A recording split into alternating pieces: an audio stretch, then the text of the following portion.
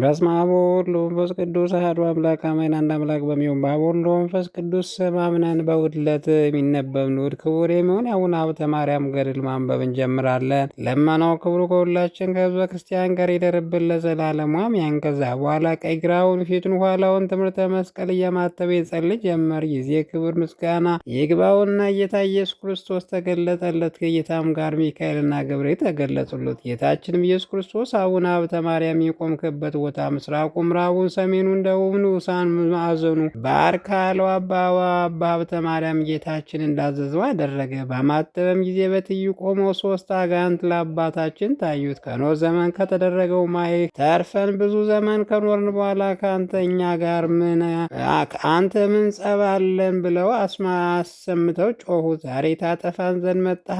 ማን እንደሆንክ አውቀናል። ቅዱስ እግዚአብሔር ሰው ሀብተ ማርያም አይደለም አሉት። ያን ጊዜ አባታችን አቡነ ሀብተ ማርያም ከአጋንንቱ ጩኸት ድምፅ የተነሳ ፈርቶ ነበርና፣ ጌታ ወዳጅ ሀብተ ማርያም ሆይ በሰው ላይ የምታደርጉትን ብላታችሁን ነገሩ ይበላቸው እንጂ እሊህ አጋንንት የዘመዶች ጠላቶች ሲሆኑ ከነዚህ አጋንንት ጩኸት የተነሳ አትፍራ ብሎ አጸናው። አባታችን አቡነ ሀብተ ማርያም እሊህ የተረገሙ አጋንንት የሀገሩ ሰዎች እያሳታችሁ የምታጠፉ እናንተ ከወዴት የገኛችሁ? ክፋታችሁስ ምንድን ነው አላቸው። ከክፋታቸው አጋኔል ለአባታችን ለአቡነ ሀብተ ማርያም ክርስቶስ በስጋ ከመወለዱ አስቀድሞ በዚህ ሀገር ያሉትን ሰዎችን የፈጣሪያቸውን እያልኩ ሳታልላቸው ኖርሁ ብሎ መለሰለት። ክታብ መጽሐፍ ቅጠል መበጠስ፣ ሞቶ ያደረውን ከብት መብላትና የሰው እንደመጠጣትም የሰው ስጋ መብላትንም አስተማርኋቸው። በወፍ እያሟረቱ ጣዖት እንዲወዱ አደረጓቸው። በሞቱበት ጊዜ ግን ፍዳ ወዳለበት ወደ ሲኦል አወርዳችኋለሁ አለው። እንዲህም ባለ ስራ ሳለው ክርስቶስ ተወለደና ከብዙ ዘመን በኋላ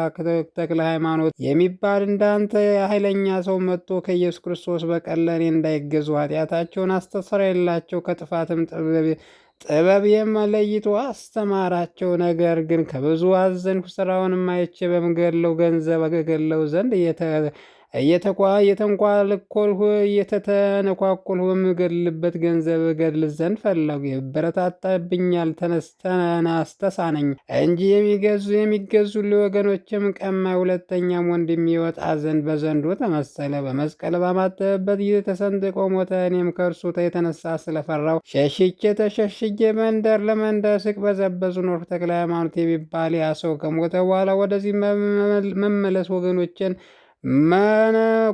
መንኩሶ አገኘኋቸው። እጅግ አዝኛለሁና በሀብት አስቻቸው ዘንድ እነሱን እታገል ዘንድ ጀመሩ። ነገር ግን እንደ ቀድሞ የኔ ብቻ ተገዥ ሊሆኑ አልቻሉም። ሆኖም ወደ ጭንቅ ነገር የመመራቸው ጥቂቶች ፋንታዬን አላጣሁም። አባታችን አቡነ ሀብተ ማርያም ያሳትካቸው ፋንታዎች እነማን ናቸው? ስማቸውስ ማን ይባላል አለው። ሰይጣንም ካሉት ጀምሮ እስከ ሞቱት ድረስ እያንዳንዱ ስማቸውን እየለየ እኔ ገሌ ነኝ እያለ ስማቸውን እየጠራ ከሕፃን እስከ ሽማግሌ የሆኑት ስማቸውን ቆጥሮ ነገረው። በፊቱ የገሌ ኃጢአቱ ይህ ነው፣ የገሌ በደሉ ይህ ነው እያለ እያንዳንዱን የበደላቸው መጽሐፍ አነበበ። አባታችን አቡነ ሀብተ ማርያም በምን ስራ ነው የምትዋቸው? ምንስ ስራ ቢሰሩ ነው የምትጠላቸውም? ያም ርጉም ሰይጣን እየሳቀ በጭንቅ ነገር ለአባታችን ለአቡነ ሀብተ ማርያም ነገረው። ያደረጉትን በደል ሁሉ ለካህን በተናገሩ ጊዜ እኔ ሰውሬ ምክሬን በገለጡ ጊዜ ያን ጊዜ ትሕትናቸውን ትቻቸው ሸሻለሁ ብሎ ነገሩ። አባታችን አቡነ ሀብተ ማርያም እኔስ በምን ታስተኛለህ አለው። ያ እርኩስ መንፈስ አንተስ ማሳተውና ስምን በተጠራበት እንኳ መቅረብ አይቻለኝም ብሎ መለሰለት። ነገር ግን ከአንተ ተለይቼ ሄድ ዘንድ አሰናብቴ ያለው። ጌታ ኢየሱስ ክርስቶስም አቡነ ሀብተ ማርያም ብዙ ሰዎችን ቅዱሳን አስቷልና በክፋቱ አታሰናብተው፣ ከሰይጣንም ከእግሩ በታች ያለውን መሬት ባርኪያን ጊዜ ምድር ፋፏን ከፍታ ተዋጠው፣ ጽኑ ፍዳ ወዳለበት ወደ ሲኦል ታወርደዋል። አባታችን አቡነ ሀብተ ማርያም እግዚአብሔር እንዳዘዘው ከርኩሱ መንፈስ እግር ያለውን መሬት በትምህርተ መስቀል በባረከው ጊዜ መሬቱ አፏን ከፍታ ያን ርኩስ መንፈስ አባ ሀብተ ማርያም ሆይ ምን አደረግሁ እያለ ሲጮህ ምድር አፏን ከፍታ ዋጠችው። በዚህ ዓለም እንደርሱ ያለ ክፉ መዓዛ የሌለው ክፉ ሽታ ወጣ። ምድሪቱም አፏን ከፍታ እሊያን ክፉዎች አጋንንት ወጣቸው ዘንድ ፍቀድልኝ ብላ ወደ አቡነ ሀብተ ማርያም እንዲህ እያለች ጮኸች። ያን ጊዜ ከዚያ ቆመው የቀሩ ሁለቱ አጋንቶች እጅግ ፈሩ። ከስልጣኑም የተነሳ እሳት ከልቦና ከዘወትርም ወየውልኝ ወዴት ሄዳለሁ እያሉ አቢቃይልን እያሉ ጮኸ። ከእነርሱም አንዱ ክንፍ ያለው እባብ ሆኖ ወደ አየር በበረረ ጊዜ መላእክት በእሳት መንኮራኮር ራሱን ቢቀጠቅጡት አፏን ወደ ከፈተችው ምድር ወደቀ። እንደገና እንደ ጓደኞች ወደ ሲኦል ወረደ። የቀረው ሶስተኛው ግን አባ ሀብተ ማርያም ሆይ ያደረጉትን ክፉ ነገር ሳይኖር ያለ ጊዜ እንዳታጠፋ በምታመልከው አምላክ አምኜሃለሁ። እኔ በዚህ ወራት ነው ከዚህ ሀገር የደረሱት። ሀገሬ ግን የነበርሁባት አንጾኪያ ናት። በልጄ በዲዮቅልጥያኖስ ልብ ውስጥ አድሬ በውስጧ ብዙ ጊዜ ስራ የሰራሁባት በመኳንቱ ሁሉ አድሬ በክርስቶስ ያመኑትን ክርስቲያኖች የማጣላቸው በልጄ በዲዮቅልጥያኖስ አድሬ የምገላቸው እኔ ነኝ ብሎ ጮኸ። ከእርሱም ዘንድ ወደ ሌላ ሀገር ሂጄ 47,000 ሰማዕታትን አስገድዬ 9,000 ሰማዕታትን አሳሰርሁኝ። ቆስጤንጥሮስ የሚባል ደግ ንጉሥ በነገዜ ክርስቲያኖችን ከእስር ቤት አውጥቶ ፈጽሞ አከበራቸው። ያኔ ግን አዋርጄ ከዚያን ጊዜ ጀምሮ ጤና አላገኘውም። የልጄ ዲዮቅልጥያኖስ ከሞተ በኋላ ከቆስጠንጢኖስ ንጉሥ ክብር የተነሳ መውጫ መግቢያ ጥቼ መከራ እየተቀበሉ ስቅበዘበዝ ሳለሁ ያን ጊዜ ለምን ስራ ትፈታተናለህ? ስራ ታስተምራቸው ዘንድ ወደ ኢትዮጵያ ሀገር ሂድ የሚል ቃል ከጌታ ከግዳቢሎስ ጋር መጣ ተነገረ። እንደምታይ ወደዚህ ሀገር መጣ። አሁንም እንዳየኋቸው ወንድሞቼ ዛሬ እንዳታጠፋኝ ስለ እግዚአብሔር ይቅር በለኝ ተወኝ። ይህን ሰው አስቀድሞ ከነበሩ ቅዱሳን ለይቶ መከራ አጽንቶብኛልና ልጄ ዲዮቅልጥያኖስ ሆይ ታድነኝ ዘንድ ወዴት ሄድክ እያለ አለቀሰ። ያን ጊዜ ጌታችን ኢየሱስ ክርስቶስ አቡነ ሀብተ ማርያም የሚፈርድበት ገንዘብ የሚፈርድበት ጊዜ አልደረሰምና ይህን ተወው አለው። የጌታ ቃል እንዲህ ብሎ በተናገረ ጊዜ ሰይጣን ከአባታችን ተለይቶ በኖ ጠፋ። ምድርም እሊያን አጋንንት ለማስጠም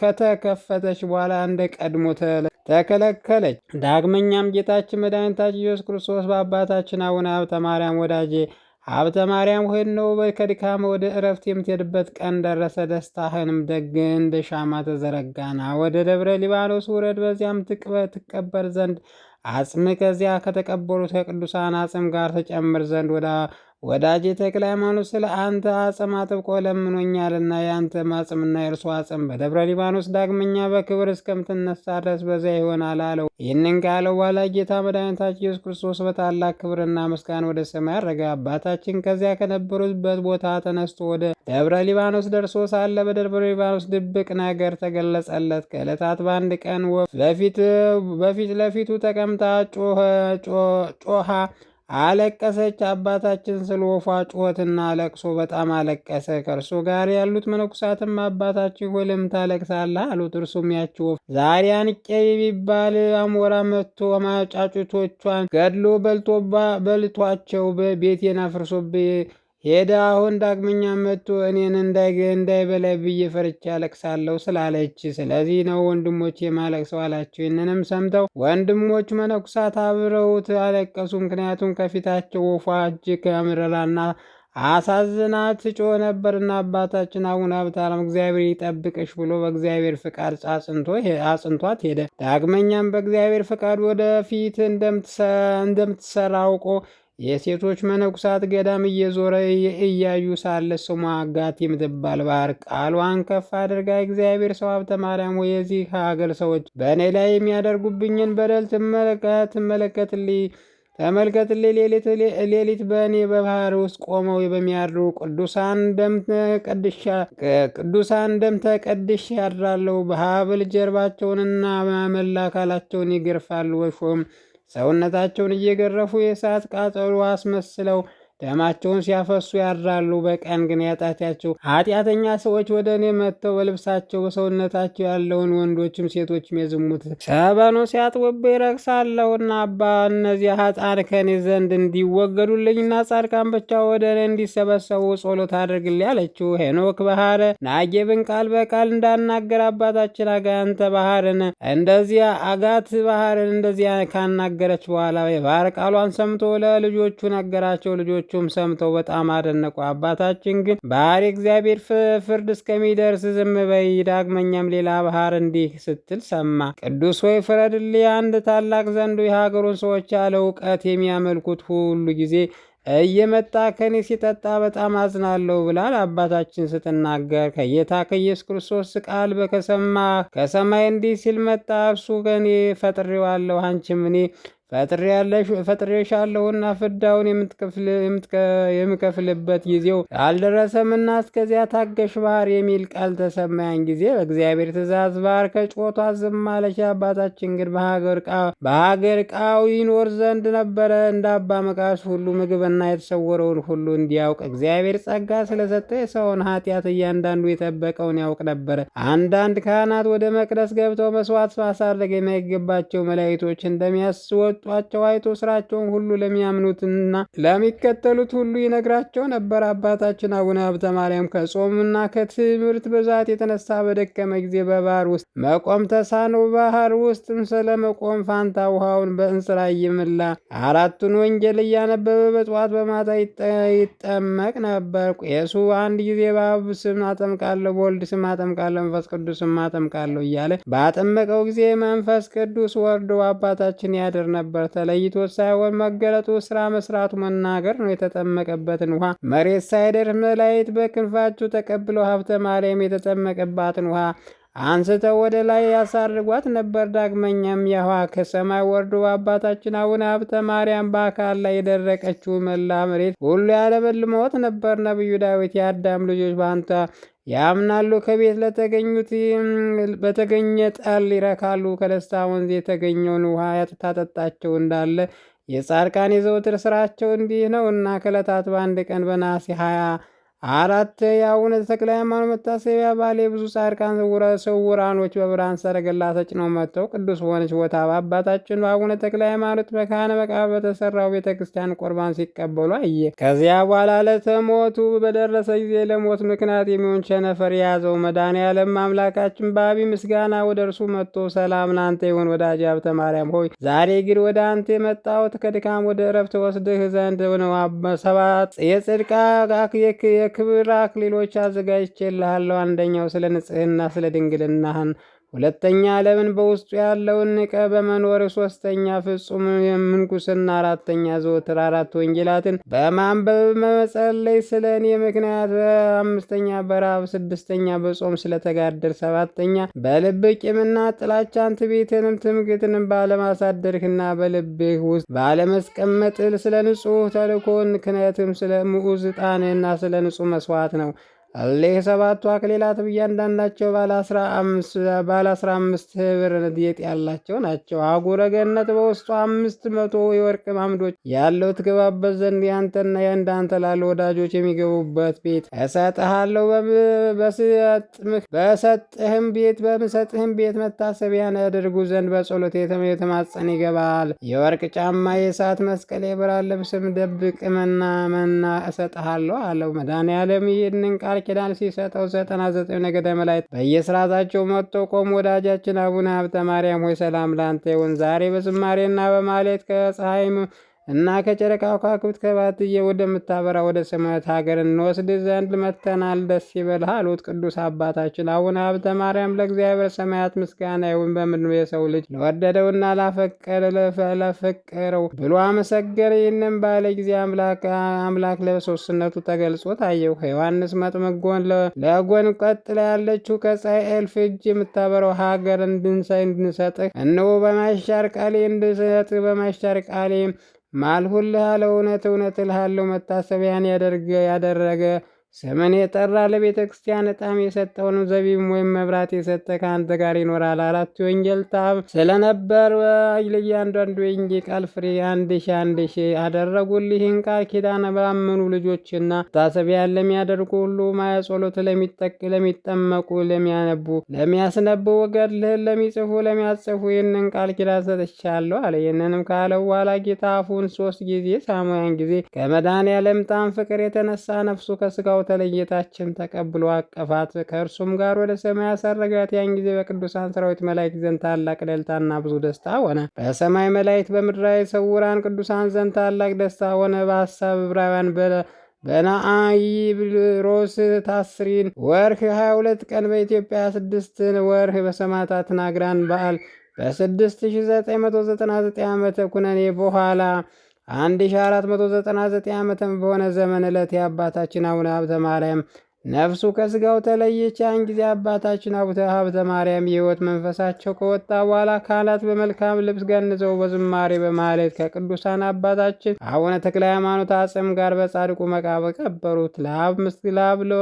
ለአብ ለወልድ ለመንፈስ ቅዱስ ክብር ምስጋና የደረሰው ይህንን ታላቅ ጻድቅ ለሀገራችን መማፀኛ መማለጃ የሰጠን ስሙ እስከ ዘላለም ድረስ የተመሰገነ ይሁን። የጻድቁ የአባታችን አቡነ ሀብተ ማርያም ጸሎቱ ረዴቱ ከተማጸነው ጋር ለዘላለሙ ይኑር አሜን። ልመናው ክብሩ ለዘላለም በእውነት ይደርብና። አባታችን አቡነ ሀብተ ማርያም ያደረገው ታምሪ ነው። ከዓመታት በአንዱ ዓመት በቆላ ወዳለው ሀገረ ቸነፈር የሚባል በሽታ ገባ። ይልቁም በብዙ ሰዎች ፈጽሞ ጸና። ከእርሱ ወገን በጽኑ ደዌ የተያዙ ነበር፣ ከእርሱም ወገን ይሞቱ አሉ። በሽታው በብዙዎች ላይ በበረታ ጊዜ ማጠንት ይዛችሁኑ ብለው መልእክተኞችን ወደ አባታችን ገዳም ላኩ። በአባታችን አቡነ ሀብተ ማርያም ረድኤት ከደዌ እንድን ዘንድ የገዳሙ መነኩሳት ይህን በሰሙ ጊዜ የመልእክተኞችን ቃል ተቀብለው እነሱም ዕጣንና ማጠንት ይዘው በፍጥነት ወደ እነርሱ ይዘው ሄዱ። አጠኑላቸውም። ይልቁንም ከእርሱ ተለይታ ደዌ የጸናበት አንድ ሴት ነበረች። ባጠኗት ጊዜ ፈጥና ከደዌ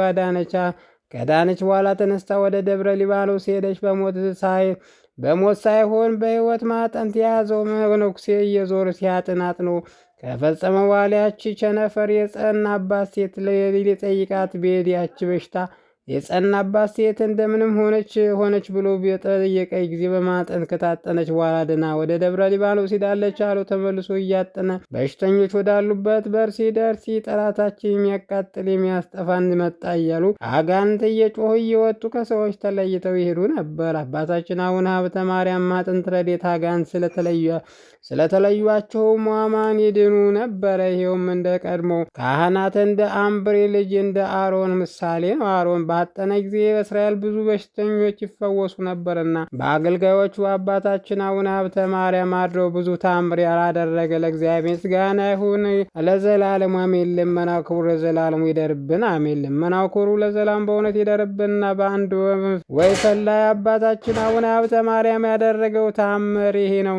በአባታችን አቡነ ሀብተ ማርያም ገዳም አካባቢ የሚኖር አንድ ሰው ነበረ። ከከብቶቹ ተለይቶ አንድ ወይፈን ብታመበት ለሞት በቀረበ ጊዜ የዳነ እንደሆነ ወይፈኑ ለአባታችን ለአቡነ ሀብተ ማርያም ገዳም እሰጣለሁ ብሎ ተሳለ። ያን ጊዜ ወይፈን ፈጥኖ ከዳነ። ከዚያ በኋላ ወይፈን የዳነለት ሰው ስለቱን ዘንግቶ ወይፈኑን ሳይሰጥ ከእርሱ ጋር አኖረው። ያ ወይፈንም እንደ ቀድሞ ታመመ። እንስሳውም ስጋውንም የሚዋጋ ሆነ። ከዚያ በኋላ ጌታችን ለአቡነ ሀብተ ማርያም ገዳም እንዲሰጥ እንደተሳለ አሰበ። የዚያን ጊዜ ወይፈኑን አምጥቶ ለገዳሙ ሰጥ። ያም ወይፈን ለገዳሙ ከተሰጠ በኋላ ስለቱ ስለተፈጸመ ዳነ። እንደ እርሱ ካሉ በሬዎች ጋር ይታረስበት። ይህም የአባታችን አቡነ ሀብተ ማርያም ታምር በሰማ ሰው ሁሉ ላይ ዘንድ ተፈጸመ ሁሉ ዘንድ ፈጽሞ የሚደነቅ ነው። ልመናው ክብሩ ለዘላሙ ይደርብን አሜን። ልመናው ክብሩ ለዘላም በእውነት ይደርብንና አባታችን አቡነ ሀብተ ማርያም በአንዲት በጸነሰች ሴት ያደረገው ታምሬ ነው። የንጉሥ ከተማ የሚሆን በአዲስ አበባ አንዲት የጸነሰች ሴት ነበረ። ጽንሷ እያደረ አይንቀሳቀስም ነበር። ጽንሷ በሆዷ ስለማይንቀሳቀስ ወደ ባለመድኃኒት ሄደች። ሐኪምም አይቶ ጽንስሽ ኦፕራሲዮን ሆነሽ ካልወጣ አትድኝም አላት። የምትወልጅበት ጊዜ ሲደርስ ሐኪም ይቺ ሴት ትሞታለች እንጂ አትድንም ብሎ ለዘመዶቿ ነገራቸው። ዘመዶቿም ትሞታለች ሲሉ በሰሙ ጊዜ ሴቲቱን ካለችበት ተሰበሰቡ። እቷ ግን መነኩሴ ነበረችና በገዳም ተሳለችን ሰምታ አባታችን አቡነ ሀብተ ማርያም እህቱን ብታደለልኝ ወደ ክብር በዓል ሄጄ ያደረግኸውን ታምር ሁሉ በገዳሙና በሌላም ቦታ ለሰው ሁሉ እናገራለሁ ተሳለች። ከዚያ በኋላ አባታችን አቡነ ሀብተ ማርያም የምሕረቱ አፈር በንጹሕ ልቡና ለእቷ ጠጣቻት። ከዚያ በኋላ ያልሞተ ጤነኛ ወንድ ልጅን ወለደች። ኦፕራሲዮን ሳትሆን ሰላም ተገላገለች። ከተደረገው ታምር ሁሉ ይህን ይበልጣል። ከዚያ በኋላ አባታችን አቡነ ሀብተም በሰው ዘንድ ሁሉ የተመሰገነ ተአምራቱ በአዲስ አበባ ከተማ ሁሉ ተረዳ የታወቀ በአገልጋዩ በአቡነ ሀብተ ማርያም አድሮ ተአምራቱን የገለጠ እግዚአብሔር ክብር ምስጋና ይግባው። ለማናኮር በሁላችን ላይ ይደር ለዘላለሙ አሜን። አንድ አምላክ በሚሆን በአብ ወልድ ወመንፈስ ቅዱስ ስም አምነን ታኅሳስ 26 በዚች ቀን ከሮሜ ሀገር የከበረች አንስጣስያ በሰማዕትነት ሞተች። የዚች ቅድስት አባት ጣዖት የሚያመልክ ነው። እናቷ ግን ክርስቲያን ነች። ቅድስት በወለደቻት ጊዜ አባቷ ሳያውቅ የክርስትና ጥምቀትን በስውር አጠመቀቻት። አውቆ ቢሆን ማጥመቅ ባልተቻለ ነበር። ከዚያ በኋላ በበጎ አስተዳደግ አሳደገቻት። በቀና ሃይማኖትም እስካጸናቻት ድረስ የቤተ ክርስቲያን ትምህርት አስተማረቻት። በጠባ መለዋወጥም ለማንም አልተቻለውም። አድጋ ከአካለ መጠን በደረሰች ጊዜ አባቷን ደርሶ ለሰላለ ከአዲ ሰው አጋባት። እርሷ ግን እጅግ ጠላችው፣ ልትገናኘውም አልፈለገችም። በሴቶች ላይ በሚሆነው ግዳጅና አንዳንድ ጊዜም በደዌ የምታመቃይ ሆነች። እንዲጠላትና ከእርሷ እንዲለይ ያደፈና የቆሸሸ የተጎሰቆለ ልብስም ትለብስ ነበር። ባሏ ወደ ስራው ወጥቶ በተሰማራ ጊዜ እርሷም ስለ ቀናች ሃይማኖት የታሰሩ እስረኞችን ትጎበኝ ዘንድ ታሰማራቸውና ታገለግላቸው፣ የሚሹትን ትሰጣቸዋለች። ባሏም ይህን የምትሰራውን ባወቀ ጊዜ ወደ ውጭ እንድትወጣ በቤት ውስጥ ዘጋባት። እርሷም ከእጁ ያወጣት ዘንድ አዘውትራ በመረረ ለቅሶ ኑሮ እግዚአብሔር የምትለምን ሆነች። ጌታችም ልመናዋን ሰምቶ ያ ሰው አጠፋው። በእሷንም በሞቱ ደስ አላት። ከዚያ በኋላ ሌሎችና ለምስኪኖች ስለቀናች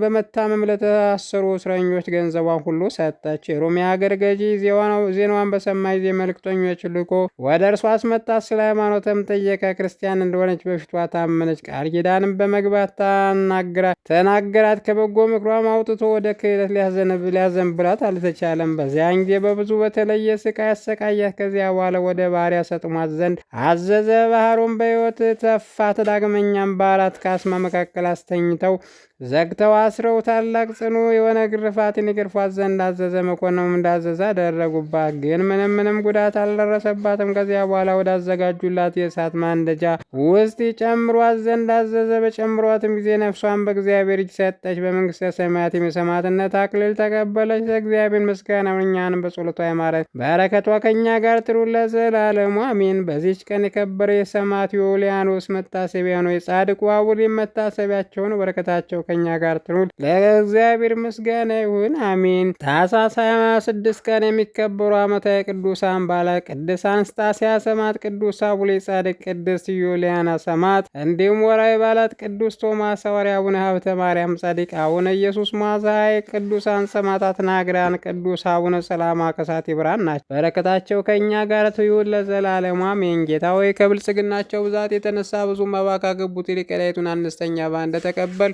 ለሁል ጊዜ የሚያገለግሉን ኃይላፍ መላእክት እያሳሰበ ችግር የማቀር ምስጋና ተቀበል። እናንተ ቅዱሳን ነቢያት፣ የወንጌል ሰባኪያን ሐዋርያት፣ ሰማዕታት፣ ጻድቃን፣ ትጉሃን መላእክት፣ ፍጹማን ደናግል እንዲሁም ደጋጎች መነኩሳት ልጅ አዋቂ ሳይል የምንሰበሰብበትን የጉባኤ ቦታ ባርኮ መጽሐፍ ወረቀት አዘጋጅተው ብራና ዳምጾ የጻፈውን ያጻፈውን ከግዕዝ ወደ አማርኛ የተረጎመውን ቃለ ንባቡን በእርጋታ መንፈስና በተመስጦ ሕሊና አዳመጠውን በደለኛ ሁሉ የምታስምር ጌታ እናቱ ማርያም ጸሎት ኢየሱስ ክርስቶስ በአንድነት ይማረን። ኢየሱስ ክርስቶስ በአንድነት ይማረን። ኢየሱስ ክርስቶስ በአንድነት ይማረን ለዘላለሙ አሜን።